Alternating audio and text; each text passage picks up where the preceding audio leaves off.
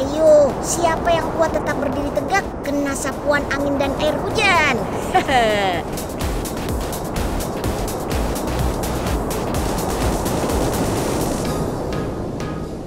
Nah, sementara wahana ini menantang kita bisa bertahan dari goncangan akibat gempa.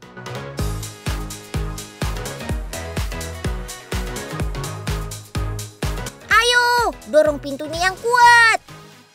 Wah, seperti permainan Ninja Warrior saja ya.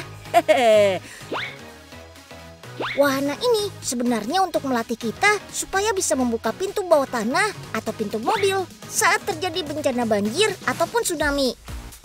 Jadi pantas saja kalau pintunya berat banget karena dirancang seakan-akan terkena tekanan air yang kuat. Semua wahana unik ini berlokasi di Honjo Disaster Prevention Center yang ada di kota Tokyo, Jepang. Negara yang rawan sekali terkena bencana gempa dan tsunami ini bisa membuat tempat belajar menghadapi bencana dengan sangat menarik. Wah, patut ditiru sama negara lain, termasuk Indonesia.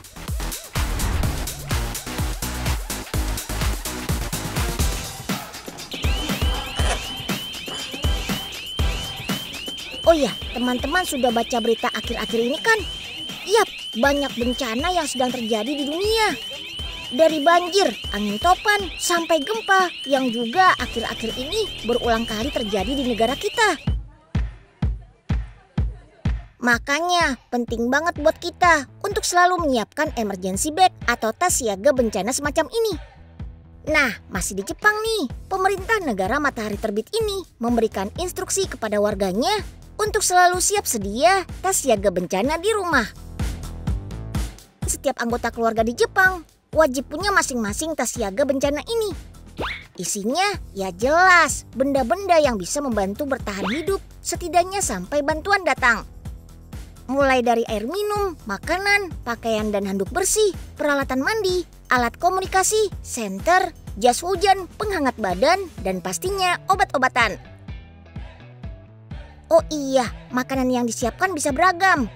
Yang pasti sih makanan siap santap buat bertahan hidup setidaknya selama 3 hari sampai bantuan datang. Nah, kalau Unyil sih bakal siapkan semur daging instan. Perpaduan daging sapi dan kentang di dalamnya cocok banget jadi asupan energi saat kondisi darurat. Oke, Unyil sudah sampai di pabrik nih.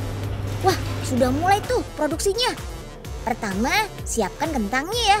Pabrik ini memilih kentang lokal sebagai bahan bakunya. Ini mesin kupas otomatis, bisa mengupas 3 kg kentang sekaligus. Tuh, mesin langsung berputar. Dan gak sampai 5 menit, semua kentang jadi bersih. Wah, keren kan? Lanjut potong kentang menjadi beberapa bagian. Tenang, gak pakai repot kok, karena sudah tersedia mesin potong otomatis. Setelah 3 detik, kentang terpotong sama rata. Tebalnya kurang lebih 2 cm. Kentangnya harus direndam dalam air ya, untuk mencegah warna kentang berubah menjadi kecoklatan. Oke, kentang sudah beres nih. Sekarang siapkan daging sapinya yuk. Potong daging menjadi ukuran lebih kecil. Tujuannya agar lebih cepat matang saat dimasak nanti. Untuk membuat semur, pabrik ini bisa menghabiskan 110 kg daging sapi untuk sekali masak. Tangki untuk merebus dagingnya sudah siap tuh. Wih, besar banget ya. Gak heran deh kalau tangki ini bisa untuk masak 500 kg daging sapi. Weleh, bisa buat makan orang sekampung tuh. Rebus dalam suhu bertahap ya, hingga suhunya mencapai 100 derajat Celcius selama 1 jam. Ada yang tahu nggak tanda-tanda kalau dagingnya matang itu seperti apa? Iya betul, saat warna air berubah pucat dan mendidih. Begitu juga warna daging sapinya. Lanjut, kita buat bumbu semurnya yuk. Ada bawang merah, bawang putih, dan jahe. Gilingnya sampai berkali-kali nih, sampai bumbu benar-benar halus. Oke, tinggal masak bumbu halus dengan kecap manis, saus tomat, minyak sayur, garam, air, dan bumbu lainnya. masak sampai 1 jam ya, pada suhu sekitar 100 derajat Celcius. Kentang, daging sapi, dan bumbu semur sudah matang nih. Berarti tinggal kita kemas ke dalam plastik pouch nih. Yuk timbang daging sapinya dulu. Beratnya 37 gram. Kalau kentangnya sekitar 50 gram. Unik ya. Taruhnya di mangkok seperti ini. Sip deh, mangkok berisi bahan langsung dibawa pakai conveyor tuh. Yap, langsung masuk ke dalam kemasan. Jangan lupa isi kuah semurnya ya. Enak.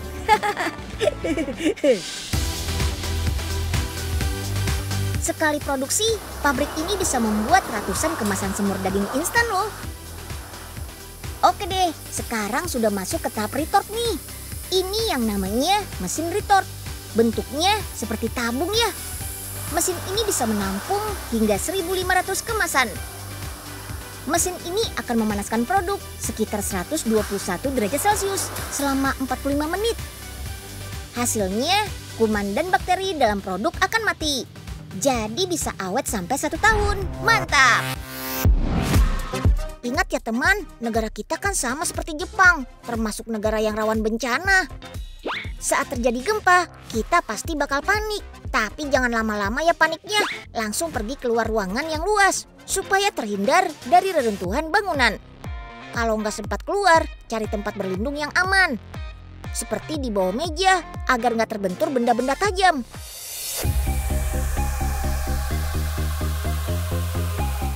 Wah, ternyata di sini tuh tempat pemantauan aktivitas seismik atau pergerakan bumi.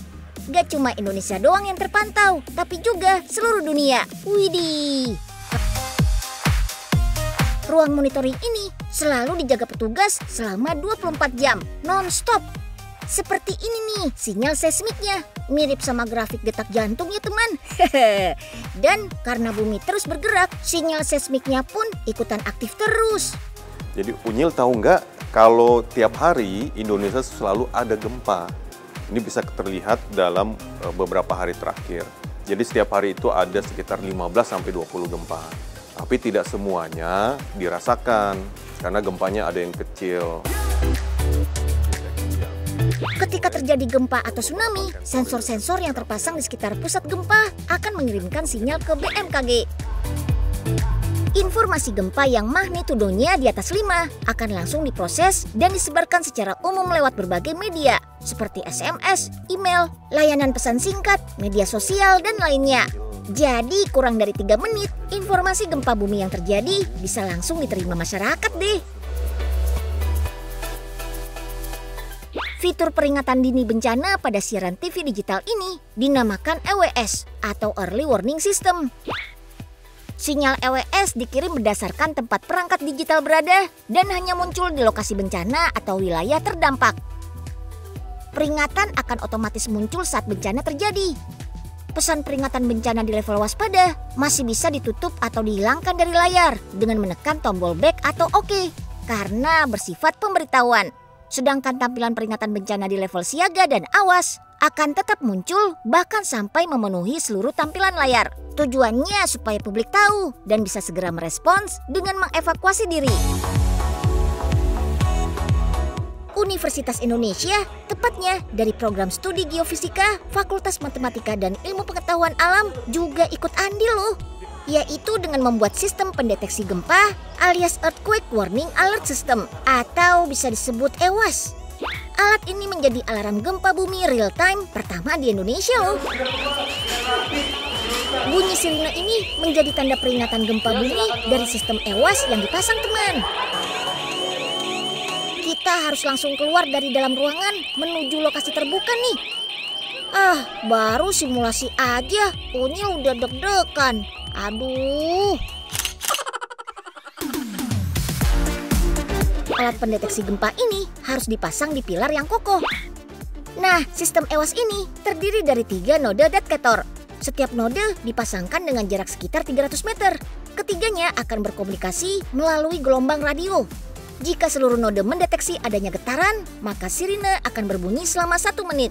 Artinya, sistem EWAS menyimpulkan jika getaran tersebut adalah gempa bumi. bunyi sirenenya keras banget ya. Dijamin langsung sadar kalau terjadi gempa. Gak selesai sampai di situ saja. Setelah bunyi sirine berhenti, seluruh noda kembali siaga untuk mendeteksi getaran. Mantap!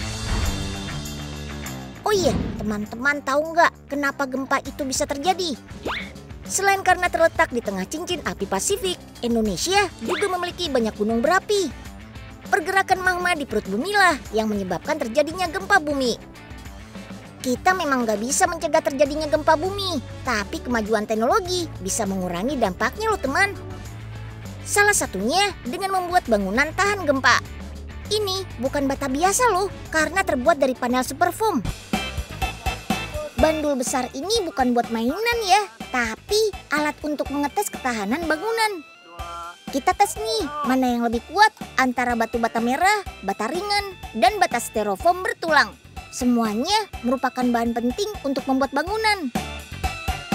Wah, ternyata saat dites menggunakan bandul, bata merah dan bata ringan bisa hancur. Sekarang kita lihat nih, kalau pakai bata bertulang styrofoam.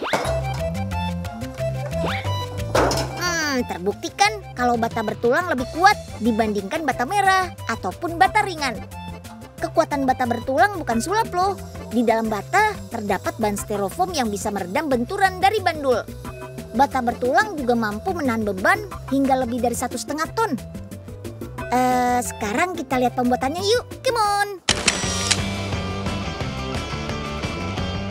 Ini dia nih bahan utamanya, styrofoam. Di Indonesia, sampai saat ini batu bata dan bataku masih menjadi pilihan utama untuk bahan utama dinding bangunan, terutama rumah tinggal. Soalnya banyak yang belum tahu teknologi bata bertulang. Padahal teknologi ini lebih tahan gempa dan badai. Kalau di luar negeri sih sudah banyak bangunan yang pakai bata bertulang. Ini dia rahasia kekuatan bata bertulang. Bagian utamanya adalah panel super foam yang disisipkan kawat baja. Lalu permukaan styrofoam dibentuk bergelombang agar cor dapat mencengkram kuat. Walaupun namanya styrofoam, jangan bayangkan styrofoam yang biasa kita jadikan wadah makanan atau pelindung alat elektronik dalam kardus ya. Bata bertulang ini menggunakan styrofoam jenis polisterin tipe F. Keunggulannya mampu meredam panas dan lebih kedap suara. Saat dipanaskan dengan cara yang sama, suhu bata styrofoam lebih dingin dibandingkan dinding bata biasa. Sekarang uji kebisingan ya. Nah, suara musiknya gak bisa menembus dinding kan? Satu lagi nih, styrofoam polisterin tipe F ini juga lebih tahan api dari styrofoam biasa. Proses pemasangannya juga lebih mudah dan cepat dibandingkan bata biasa. Untuk bangunan rumah dan ruko yang kurang dari 4 lantai, cukup pakai yang single panel. Sedangkan untuk bangunan lebih dari 4 lantai, bisa menggunakan bata bertulang double panel. Gak cuma untuk dinding saja, bata bertulang juga bisa dipasang untuk lantai, tangga, dan atap rumah. Wah, kalau pasangnya lengkap kayak gini, bangunannya bakal lebih tahan dari gempa bumi. Soalnya rangkaian tulang baja dalam panel saling mengikat dan menjaga kestabilan bentuk bangunan. Mantap kan? Sebagai daerah rawan gempa, bahan bangunan ini sangat cocok nih untuk digunakan di Indonesia. Kan lebih baik mencegah bangunan roboh akibat gempa daripada membangun ulang, benar nggak?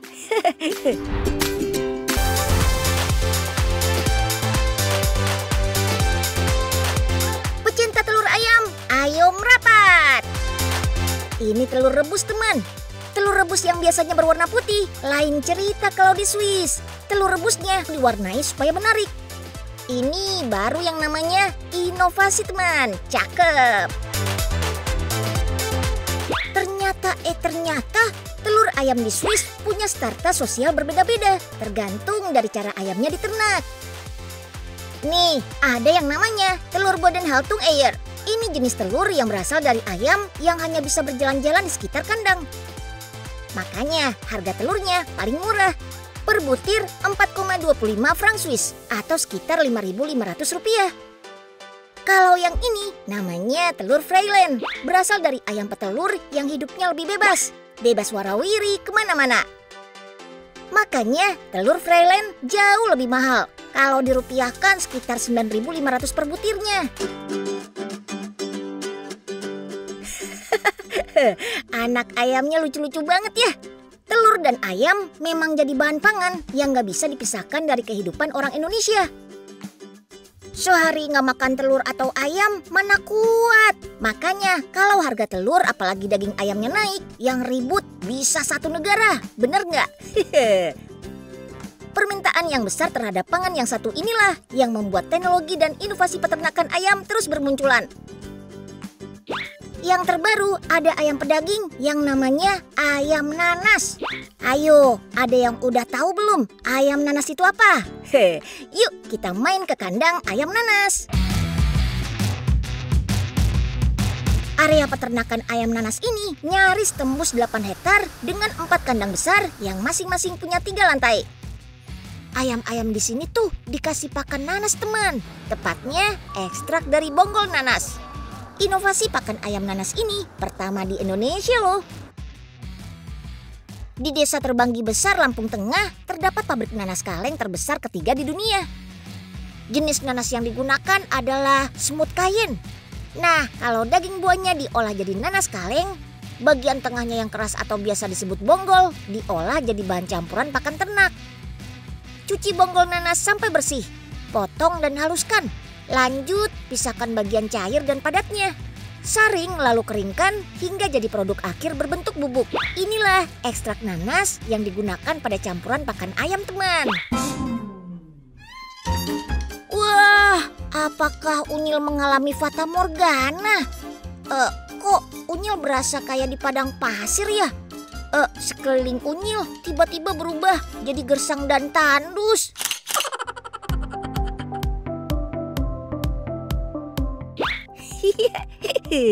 Butiran coklat yang menggunung ini ternyata bukan gurun, tapi produk sampingan jagung dari industri etanol. Meski limbah, tapi ampas atau residu ini masih bisa digunakan sebagai bahan pakan karena memiliki kandungan protein yang cukup tinggi. Jangan lupakan jagung aslinya teman. Jagung yang digunakan adalah jagung pipil. Sama kayak pakan ayam di peternakan tadi, jagung pipil yang baru sampai akan langsung dikirim ke silo lewat konveyor bawah tanah. Setelahnya, campur dengan bahan lain yakni minyak, ampas jagung, nutrisi, termasuk ekstrak nanasnya. Sekarang, padatkan pakan berbentuk bubuk atau butiran halus ini sampai jadi bentuk pelet. Sip, tinggal dinginkan aja deh dan siap dikemas. Kalau berat ayam broiler biasanya di kisaran 1,2 kg, ayam broiler yang dikasih pakan ekstrak nanas ini bobotnya bisa naik 400 sampai 800 gram. Widih, beneran jempol. Ya bagus, makan yang banyak ya sampai habis. Kalau kurang, nambah lagi juga nggak apa-apa. Aduh, wah cepet banget sih pergerakannya. Yah, lolos kan, nggak jadi ketangkep. 1, 2, 3. Aduh. Aduh, pada gesit banget nih. Gagal maning deh Unyil.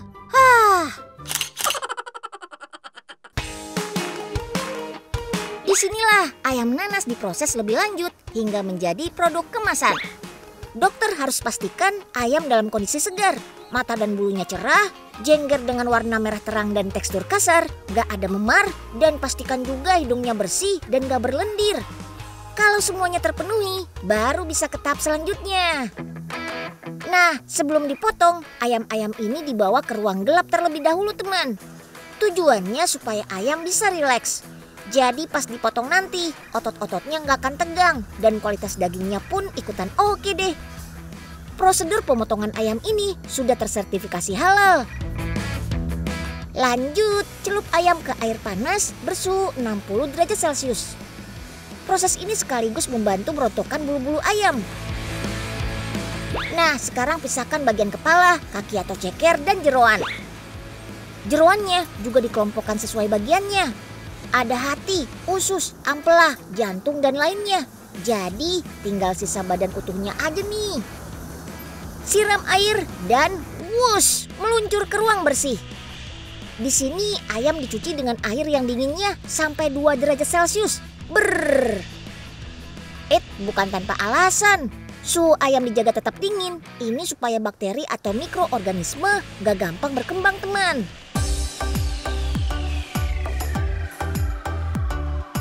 Teman, perbedaan ayam yang diberi pakan ekstrak nanas gak cuma terlihat saat di kandangnya saja loh. Daging yang dihasilkan juga ikut berbeda. Lihat nih, ayam nanas punya daging yang lebih tebal dibanding ayam pedaging biasa. Dan tentunya berpengaruh ke rasa dan tekstur dong. Lebih juicy alias empuk dan gurih. Diolah jadi makanan apapun, udah pasti juara deh.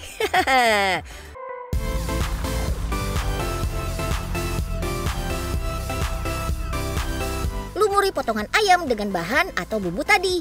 Campur, aduk, sambil sedikit dipijat biar tekstur dagingnya makin kenyal dan bumbunya meresap-sap-sap hingga ke dalam. Cakep!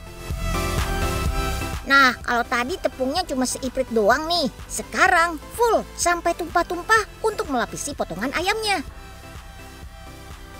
Pastikan semua bagiannya tertutup tepung ya. Siap digoreng deh. Pastikan minyak yang digunakan cukup banyak untuk merendam seluruh potongan ayamnya, teman. Goreng saat minyak sudah panas. Gak pakai lama kok, cuma beberapa menit. Angkat dan tiriskan. Tenang. Fried chickennya gak sendirian kok. Ada nasi mentega yang ikut menemani. Nah, biar makin cantik, sajikan nasi mentega dalam wadah buah nanas seperti ini, teman. Dan sentuhan terakhir, beri salad untuk pelengkap gizi. Mantap!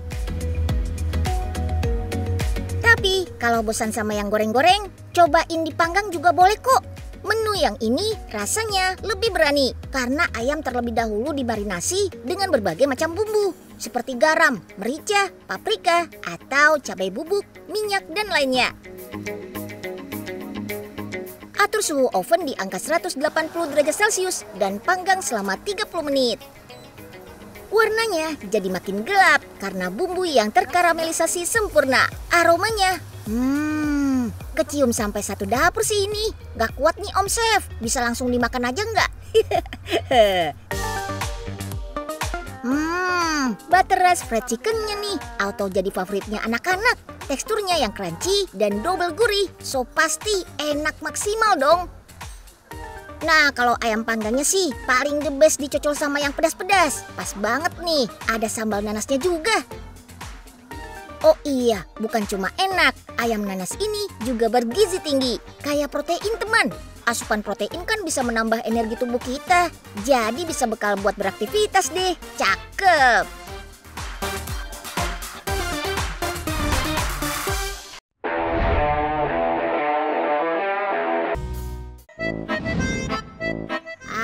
Tapi sih kalau cuma ambil gambar kayak gini aja, unyil juga bisa.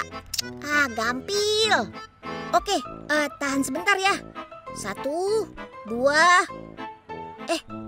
Ini angle-nya bagusnya gimana ya? Coba mundur dulu deh.